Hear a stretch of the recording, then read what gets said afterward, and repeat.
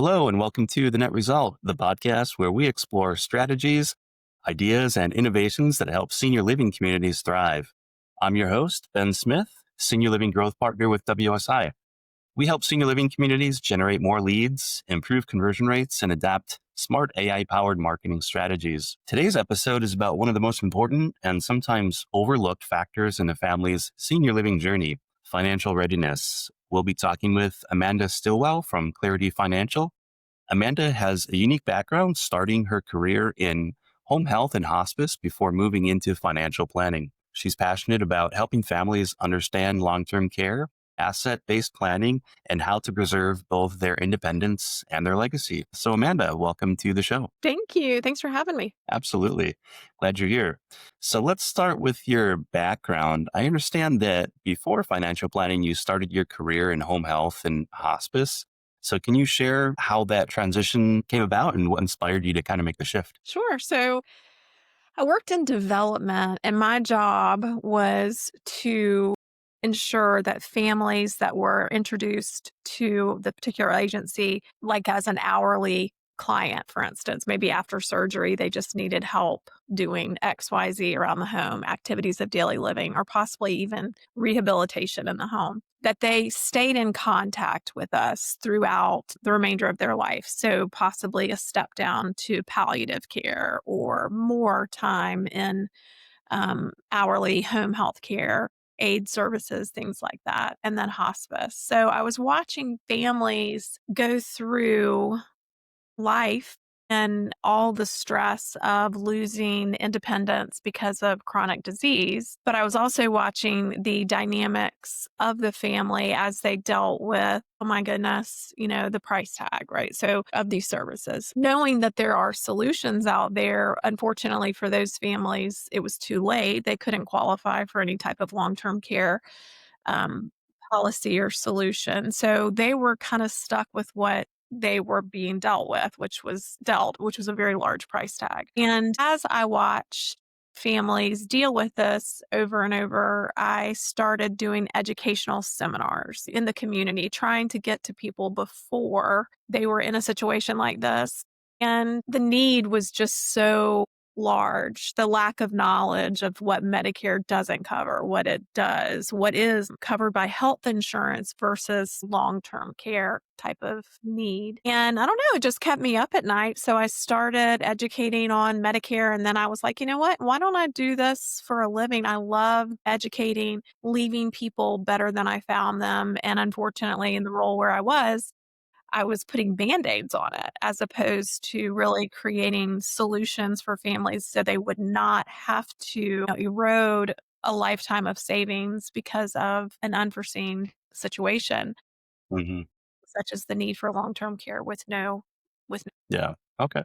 So yeah, it sounds like you were in situations where you were helping families more reactively versus proactively. So there was definitely an opportunity to help educate and get the ball rolling and the planning done earlier on to kind of save some of the headache down the road. That's exactly right.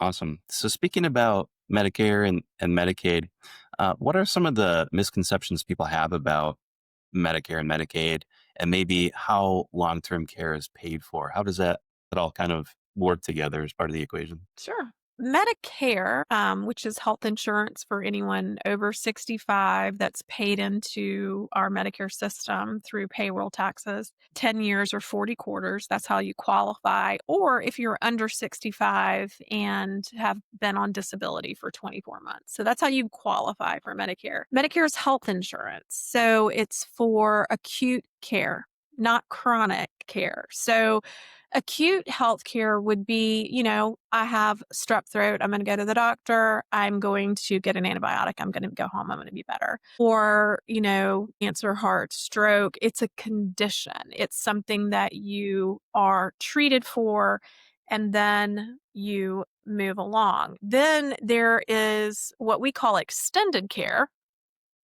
in the business where it's not going to get better, right? So Medicare doesn't cover that. Medicare will cover rehabilitation in a rehab setting or in a home setting where you're getting better after a hospitalization.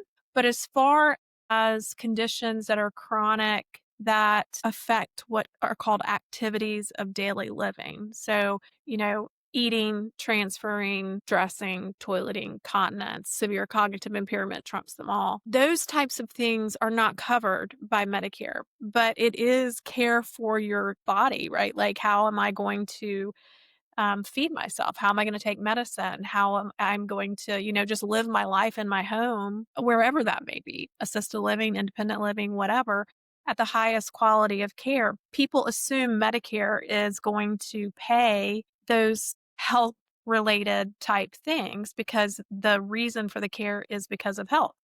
But it's not the case. I mean, it's a very different type of care. So oftentimes people say, "I thought, mom, dad, whatever, had insurance." Well, they do, but it's for that acute health care, not for chronic or extended care. Okay. And Medicaid is obviously income based. So most people, unfortunately, if you don't have a plan, the state has a plan, which is Medicaid, is what the you spend down all your assets and you end up in a Medicaid facility or a Medicaid bed inside of another facility. Okay. But that's a very unfortunate situation because you really lose all control of your care. Okay. And then long-term care would be it's private and you pay into it and that's what can help cover expenses for assisted living, nursing homes, things like that. Yeah, so long-term care, basically insurance is exercised when a physician says you need assistance with two of those six activities of daily living. Okay. And you can have two types. You can have a reimbursement type policy where you have to actually prove how you've used the money. And then the insurance company will send you reimbursement. Then there's another type called an indemnity plan, meaning if you qualify, the money comes. So you don't have to prove. You could use it for, a care anywhere, like if assisted living, independent living, at your home, modify your kitchen, whatever. If you qualify for it, the policy is then activated or exercised. And these types of policies are really important for people to have, like I said, the highest quality of life possible dealing with chronic disease or mobility issues. But super important to have in place because it leverages your dollar, long term care policies, to tax free money to provide the type of care that you need to achieve that high quality of life. So when talking about long-term care insurance, I think many people believe it might be too late to have that conversation. When is it too late and how do you approach that topic? Yeah. So obviously, if someone has, well, let me start with how you approach it, right? Because that's the most important. If you're any in financial services and you're helping people save money for retirement, you have to bring it up because it can completely annihilate someone's retirement savings. There are all different types of policies, but most of them go to age 70 or 80, meaning you can get a policy up to age 70 or even 80. Some companies are more stringent than others in underwriting, but there are solutions even without underwriting. They're not true tax qualified long term care solutions, but they are solutions. One of them would be like if you can't qualify because of health in your later years, you could do like an income annuity where once that income is turned on, you can't outlive it even after the asset is gone. So those are really important. But tax qualified long term care, you are going to have to ask some health questions, answer some health questions, but most of them are now asset based. And so they're more lenient, right? So the insurance company isn't saying, all right, you're going to pay me $5,000 a year and we're going to give you a bucket of $500,000 if you ever need long term care. Well, what happens if 3 years into that contract, you've only given them $15,000. Now they're on the hook for 500,000, right? Mhm. That's not really a good ROI for the insurance company, right? We all know they're in this to make money, but they're also in it to protect people. So that type of policy isn't really sold anymore. Now it's an asset based, meaning you leverage a specific account or amount of money to either put into a life insurance policy or into an annuity where if and when you needed long-term care, your money tax free will come out, and it's also highly leveraged dollar. Like, let's just say a lot of them are 3-to-1 ratio. So $1,000 turns into $300,000. So as you can see, $15,000, half a million, not awesome for the insurance company. But if the insurance company gets 100,000 and they're able to invest and stuff like that, and you still have the asset, if and when you need long-term care, now they're on the hook for 300. Hmm. That's a better ROI for the insurance company, but also tax-free. It's really a needed thing for most people's retirement plan. Okay. So it sounds like it's kind of this whole asset based long term care is kind of shifting more into a life insurance model with some sort of long term care rider on it. Is that kind of how it's sold? So it depends. It depends on the goal, right? Yeah. Like we were talking earlier, when do you talk about it? How do you plan for it? So 70% of people are going to need long-term care. I think probably 30% of the people and want to actually have a plan. So that's a big discrepancy, right? Yeah. So if they're not concerned about long-term care, then you want to bring up something that has a higher internal rate of return for the client. Still has like you're saying, like a life insurance policy with a long-term care rider and or what's called accelerated death benefit, meaning the insurance company will give you the death benefit while you're living a certain percentage each year. So if and when you need it, obviously it's going to come to you tax free based on that rider. Now, that particular type of investment is going to have a much larger death benefit. So when I think about those type of policies, long-term care is covered kinda, but it's also not triggered by 2 of the 6 activities of daily living. It's triggered by the whatever the insurance company has said, is gonna be the trigger, and it's not true long-term care. Then you have true tax qualified life insurance policies with long-term care riders that are true long-term care. So much lower death benefit, but higher long-term care benefit. And then annuities that are a lump sum purchase where it's going to grow at a specific index rate, either tied to an index with no downturn or a fixed rate of return, has beneficiary friendly access, or the actual account owner has access to that account. But if and when you need long term care, once again, it significantly leverages your dollar tax free. Hmm. So those are the chassis that long term care kind of rides on right now. But having a bucket of money or a something to turn on in the event you need it is like I said, a critical component. Hmm. Absolutely. So this can kind of be a bit of an emotional conversation, I'm sure, with the family and everybody who's involved. Talking about it can be uncomfortable. How do you help clients and their families work past the fear or the avoidance of the conversation? Nobody wants to think about needing long term care, but how do you get people to kind of start the ball rolling? I talk about it as kind of love insurance, meaning let's not talk about it for you. Let's talk about it for those you love. Yeah. And I do that. It's easier to talk about other people, how it's going to protect other people than what it's going to do for you, because then you're picturing yourself right in a hospital bed. That's where people's mind goes, even though Yeah. that's not really long-term care.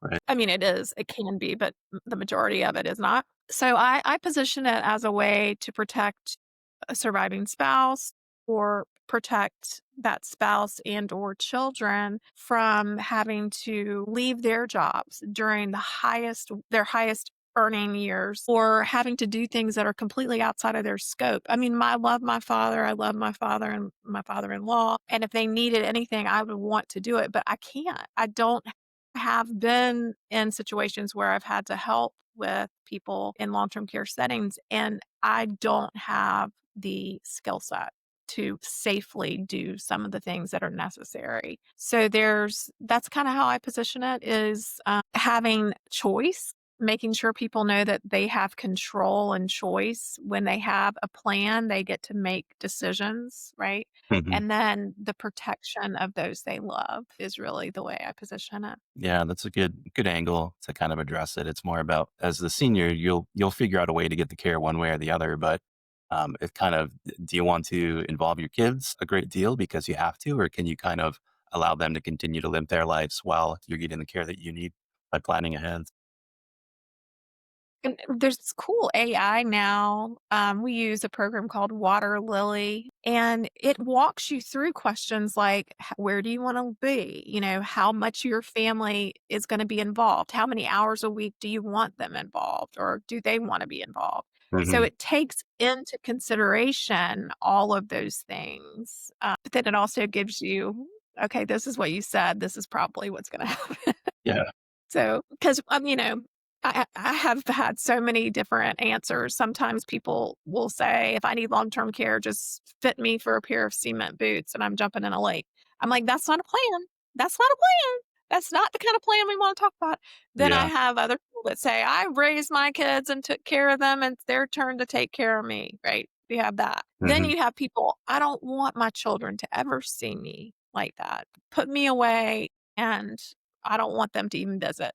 Then you have people in the middle, more realistic, right, that are saying, I want to have the highest quality of life and my children to remain my children, my Hmm. husband to remain my spouse, my wife to remain my wife, Yeah. and that not be what they remember having to do things for me that Right. I, that a nurse should be doing. Hmm. Hmm. Yeah. And I think that that's kind of the methodology, the philosophy, and the living style that most senior living communities are adopting, kind of a Hmm. family friendly environment, trying to preserve independence as long as they can in a fun environment while still providing the care that's needed. But the family's involvement should be more about enjoying those last few years with the relative more so than caring for them. Yes. Yeah. You also mentioned a spouse, and there's kind of a dynamic there as well. If one spouse needs long term care, but the other doesn't, I'm sure that there's financial implications that need to be considered, not only between spouses, just like between adults, parents and children, but how does like a surviving spouse come into play when one needs long term care and the other doesn't? I assume that there's probably you're advising to get long term care insurance for both spouses, but how does that all work? So in my practice, we model the what ifs, right? And then we test the plan. Hmm. So if we're modeling someone, let's say the male, having the need for long term care, not having any type of plan, draining down their assets, and then passing away, right? And then the surviving spouse, what their lifestyle is now going to be because of all of those lost assets. Hmm. So we look at that and then we compare it to, all right, but what if we did this?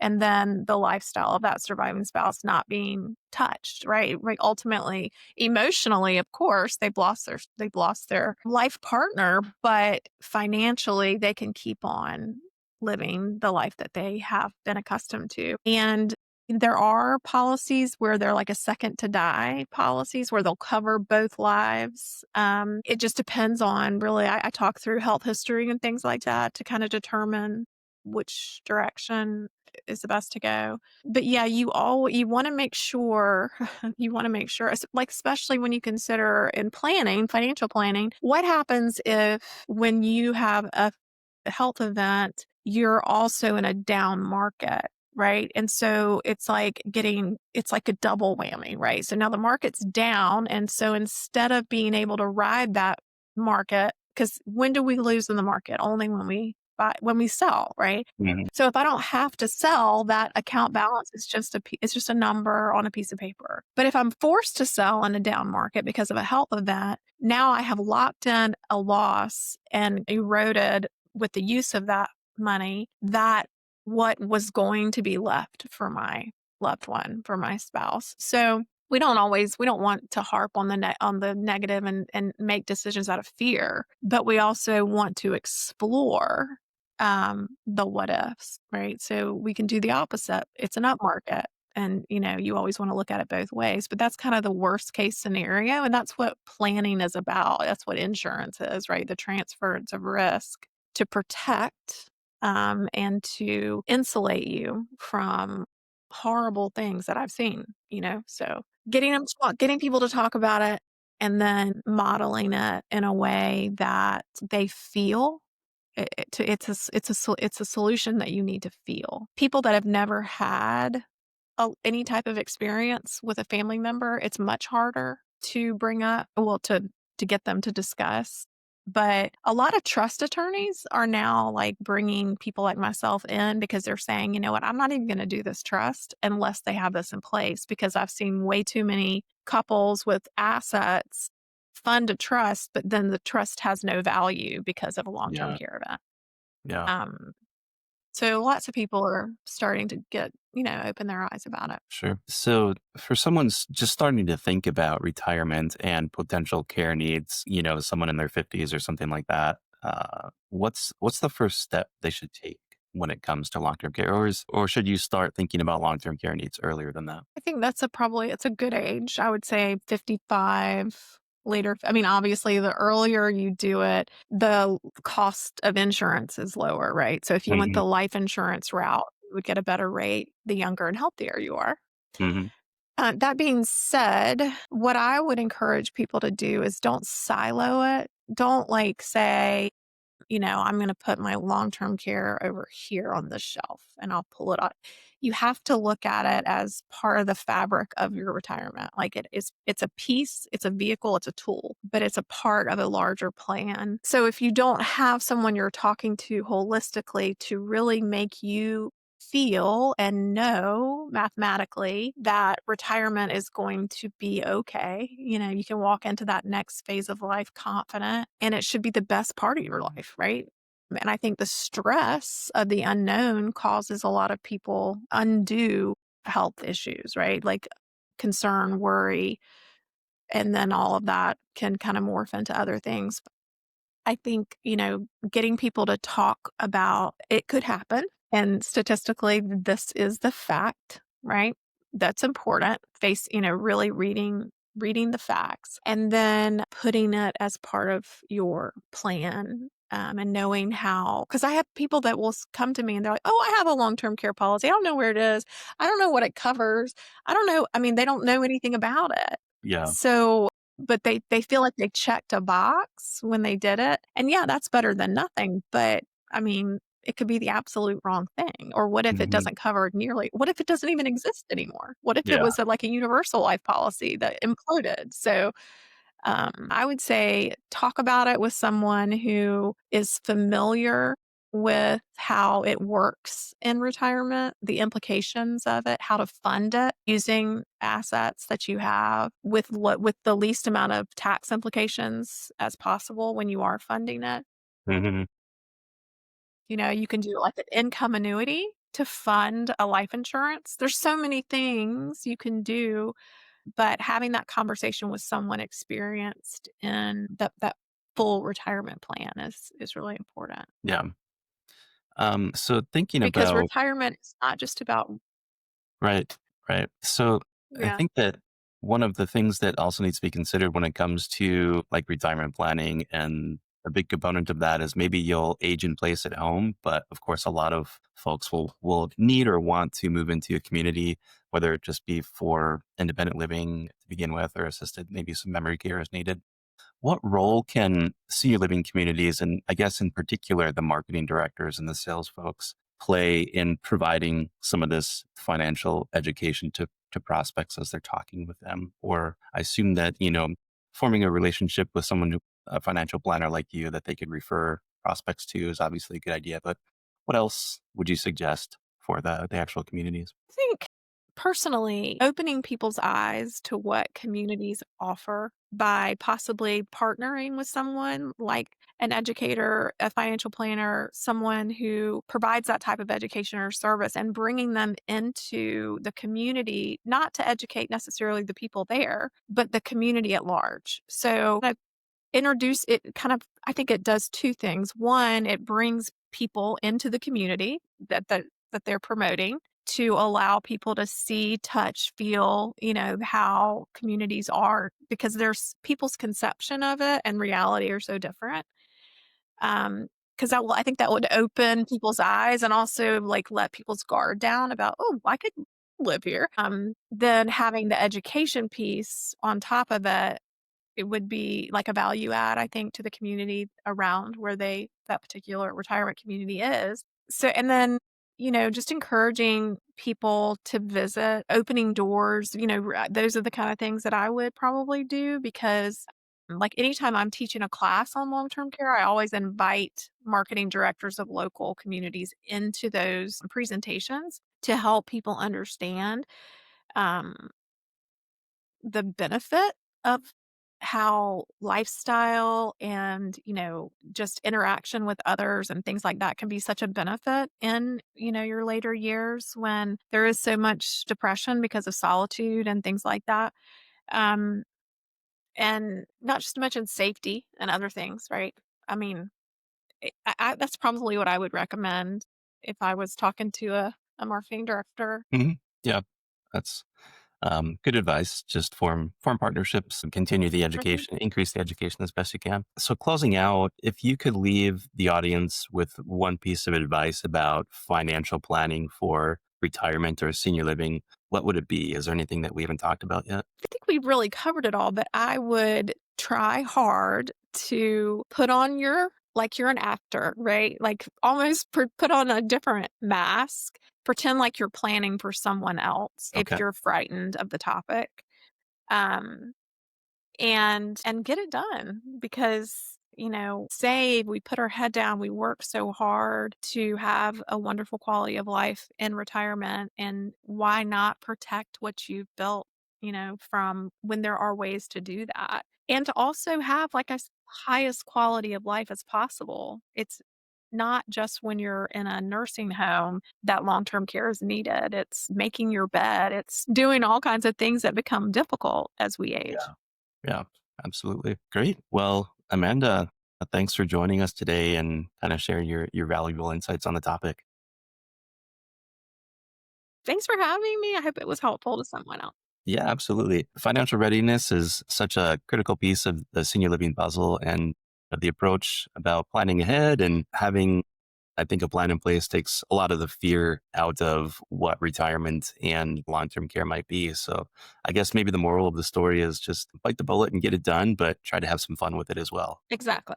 Yeah. So to our Exactly. listeners, if you enjoyed today's episode, you can find us on YouTube and Spotify. And if you're a senior living community looking to grow occupancy and attract the right prospects, you can visit our website at smithgroup.wsiworld.com. I'm Ben Smith with WSI Digital Marketing, and I look forward to helping you cut through the noise and get real results. Thanks for listening, and we'll see you next time on The Net Result.